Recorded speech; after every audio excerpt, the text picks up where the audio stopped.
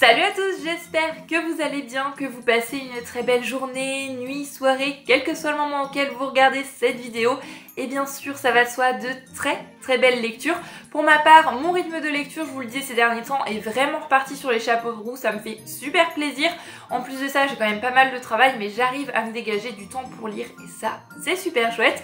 Donc j'ai terminé 3 lectures, je vous retrouve aujourd'hui pour discuter avec vous de tout ça, ce que j'en ai pensé. On est encore une fois sur ma pause d'âge, donc j'en profite pour prendre mon café en papotant tout ça avec vous. Donc si vous avez envie de vous joindre à moi, café, thé, chocolat chaud, ce qui vous fait envie, ce qui vous fait plaisir, eh bien n'hésitez pas. Donc on va commencer sans plus tarder avec le premier livre dont je vais vous parler aujourd'hui. Il s'agit de Percy Jackson et la mer des monstres de Rick Riordan, paru aux éditions Albin Michel dans leur collection Wiz. Alors le premier tome de Percy Jackson, je vous en ai parlé il y a pas très longtemps, parce que j'ai lu les 2 tomes de manière quand même assez rapprochée. Le premier tome, je l'avais tout simplement adoré. C'est un livre qui m'a donné vraiment envie, non seulement bien sûr de dévorer toute la saga, de dévorer tout ce qu'a pu écrire Rick Riordan, mais aussi de lire plus de SFFF. C'est vraiment sur cette fin d'année 2019 que j'ai découvert un petit peu plus ce genre et j'espère qu'en 2020 ça va continuer, que je vais en lire plus. Dans ce livre, on y suit le personnage de Percy Jackson, qui au début du premier tome est un adolescent tout à fait ordinaire. Il vit avec sa mère et son beau-père.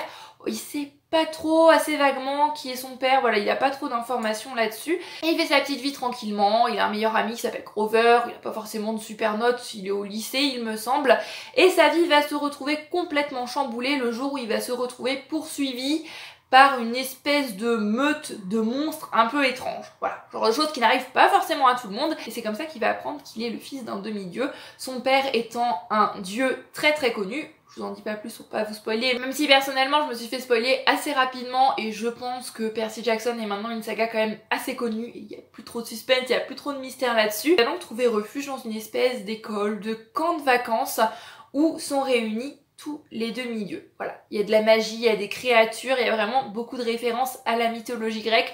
On voit que c'est une saga pour laquelle l'auteur a fait beaucoup de recherches, c'est divertissant, c'est drôle, il y a de l'action, il y a des personnages extrêmement attachants. Percy a un humour que j'adore toujours retrouver. Les personnages, on apprend à les découvrir plus au fil des tomes, on en découvre de nouveaux.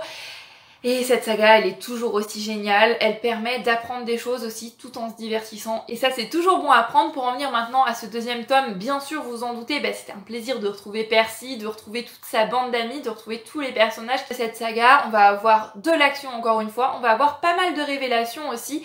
Et au niveau des personnages, ce que j'ai bien aimé, c'est que certains personnages qui dans le premier tome étaient pas franchement des personnages très appréciables, on va les découvrir un petit peu sous un autre œil dans ce 2e tome, on va en apprendre plus sur eux et ça j'ai trouvé que c'était vraiment chouette. Encore une fois, l'aspect mythologie, je vais pas revenir là-dessus, mais c'était vraiment riche, c'était vraiment intéressant. Un livre que j'ai dévoré en 3-4 jours, peut-être quelque chose comme ça. Ce que je trouve un petit peu curieux, c'est que le 2e tome est plus fin que le premier, qui était quand même une belle petite brique.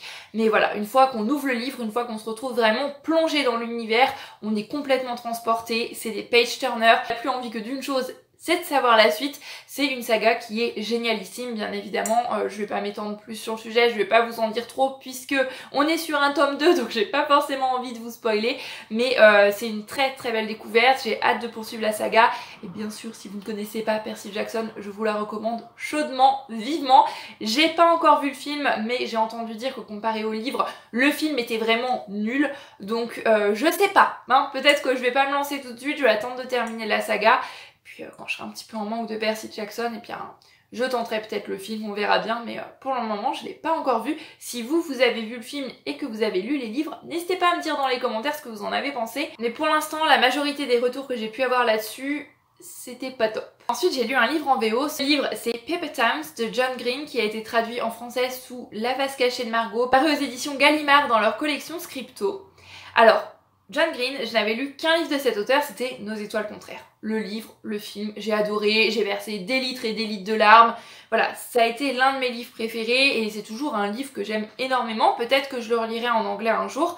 Et j'avais envie de découvrir un autre livre de John Green. Je me suis dit, bon, j'ai tellement aimé Nos étoiles contraires, j'ai envie de découvrir ce qu'il a pu faire d'autre et voir peut-être que cet auteur, j'ai envie de lire tout ce qu'il a pu écrire. Et il fallait bien en choisir un. Et c'est comme ça que j'ai choisi de lire Paper Towns. Malheureusement, ça ne l'a pas fait voilà, j'ai pas du tout accroché avec ma lecture, j'ai pas retrouvé tout ce qui m'avait plu, tout ce qui m'avait touché, ce qui m'avait ému dans Nos étoiles contraires. Est-ce que c'est parce que Nos étoiles contraires, j'ai lu il y a quelques années maintenant? Mais c'est vrai que les avis sur La face cachée de Margot dans l'ensemble sont un petit peu moins élogieux que pour Nos étoiles contraires. En vrai, c'est deux livres complètement différents. Dans ce livre-là, on y suit le personnage de Quentin qui a pour voisine Margot. Quand ils étaient enfants, ils étaient assez proches, ils jouaient souvent ensemble. Ils ont fait leur vie ensuite, petit à petit, ils sont dans le même lycée, ils se parlent plus forcément tellement. Quentin a un petit faible pour Margot. Margot qui un soir va taper à sa fenêtre et débarquer dans sa chambre, l'amener dans une aventure pas possible au milieu de la nuit pour une histoire de vengeance. Voilà, je vous en dis pas plus, c'est un livre qui est assez difficile de résumer parce que il y a vraiment 3 parties distinctes à ce livre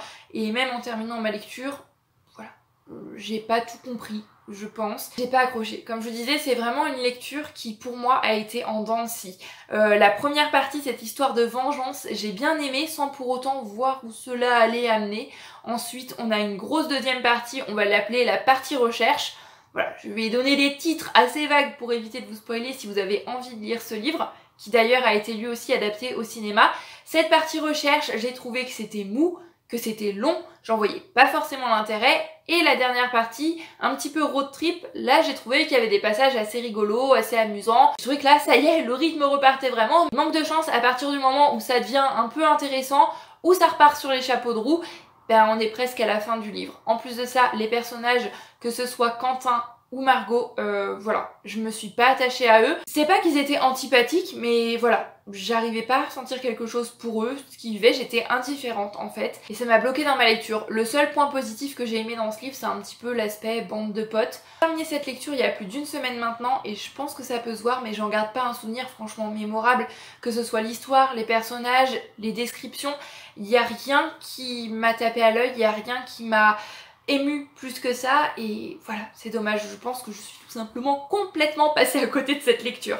Une déception, c'est comme ça arrive, c'est pas grave, on passe tout de suite au livre suivant. Ce livre, je vous en parlais justement dans la dernière vidéo qui était une vidéo tag. Il faisait partie de ces 3 livres que j'avais envie de lire avant la fin de l'année puisque c'était un livre de Noël. Donc voilà, livre de Noël, je n'en lis qu'à un seul moment de l'année, c'est en décembre, donc c'est le moment, j'en profite, j'en lis pas mal.